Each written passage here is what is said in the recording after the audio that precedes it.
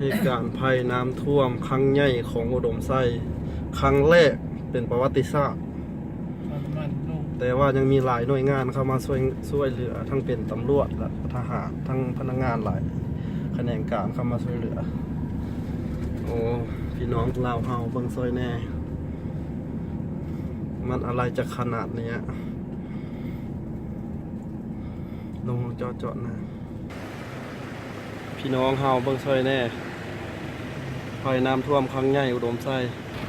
วันนี้มาเจอด้วยตัวเองเบิ่งซอยแน่พี่น้องเฮาสู้ๆเด้อพี่น้องลาวเฮาบอกว่าชนเผ่าใดก็ตาม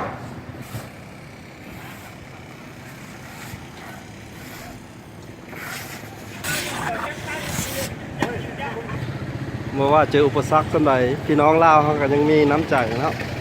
ช่วยเหลือซึ่งกันและกัน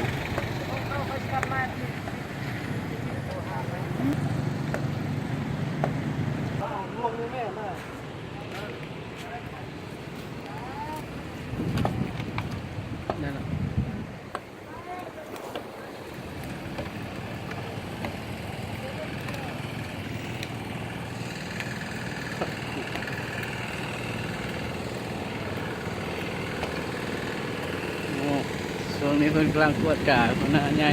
ฮะ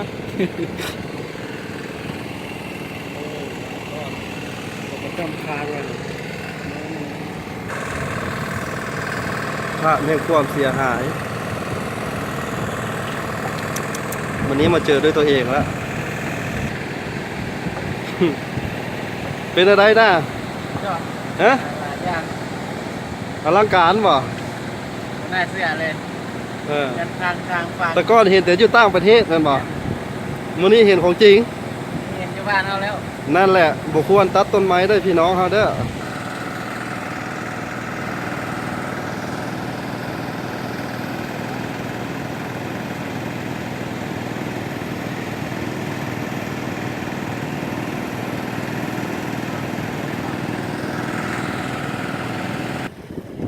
โอ้